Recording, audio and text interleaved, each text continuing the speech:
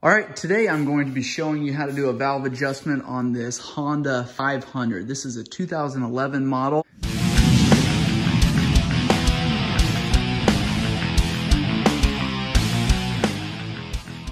So what we've done is on the right-hand side, we've got a 6mm plug right underneath of the starter there, and you want to find top dead center. Now, I'm going to show you that mark. I'm going to take a picture of it with light, and I'll post that at this point. And I just wanted to show you where that plug was, but you want to find top dead center on the correct stroke.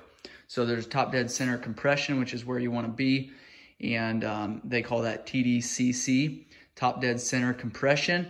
And you typically know that you're on top dead center compression, a couple different reasons, because if your valves are loose, close to where they need to be, you'll have your free play here. Now I'm going to show you a picture of a motor on a bench here that we've turned that to top dead center, and it looks like it's on top.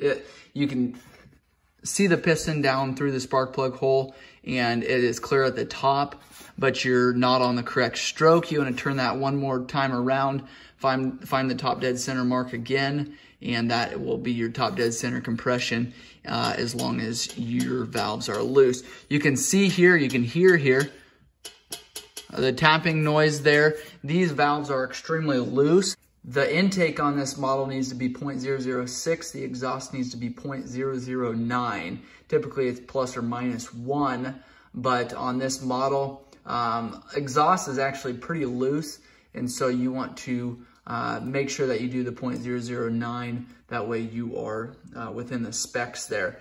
So what you do then at this point, you've got this side cover off already, which I didn't show you the process of doing, but it's just a couple tabs and then a 10mm bolt back here. But then you're going to pull these caps, and there's intake on this side, exhaust on the other side, and underneath of there is your valve adjustment screws. And these caps are a 24mm socket, and you can see there this one was tapped on at some point. You want to make sure you just get the right size wrench and the right size socket in there. Do the job right, as opposed to taking a chisel and slamming on it like somebody else did. So adjust this. We've got a 10mm locking screw here, and your exhaust is going to look identical to this, but we've got a flathead screw in the middle there. So grab your feeler gauges that look like this. You want to find 0.006. If I can do that with one hand here and quickly. Oh, it's right on the top here. So if I stick this in here underneath between the adjusting screw and the valves, on this one, you're going to find that we are extremely loose. You can just hear that. Not uncommon for a Honda, not uncommon for any machine, but Hondas typically seem to be need valve adjustments more often. I don't know if that's because they run hot. Maybe you have ideas as to why you have to adjust your valves more often on a Honda. Leave those in the comments below. But as soon as you do that, tighten your lock nut down after you've got your feeler gauge in there properly, and you're at the right spec there. Do your exhaust. Make sure your O-rings are good on these caps. Put these caps back on there, and then put your cap back on the other side with your 6mm Allen wrench, and then you can turn that motor over. Sometimes I'll turn that motor over and check them. So turn that motor over before I'll even put those caps on there. When I first started doing valve adjustments, I just was a little bit leery of putting those caps in there, buckling everything up, and just starting it up. I don't know, I guess I was just a little bit concerned. I didn't have my valves adjusted right.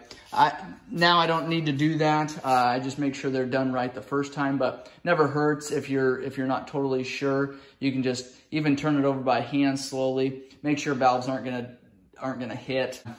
Here's your pull rope here. I mentioned that before, but that's how you turn your motor over and find top dead center. You can pull this recoil pull starter here.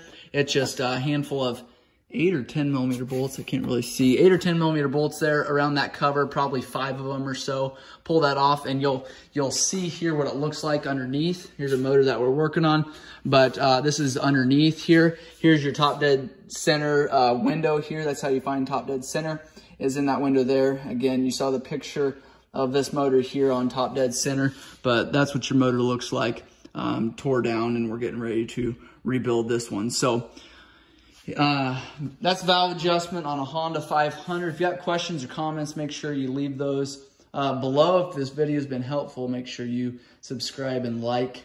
And check out my other videos on these Hondas. We'll service this one. We've done an overview of this machine. Overall, good four-wheeler. Just got to do your regular maintenance stuff. So thanks for watching.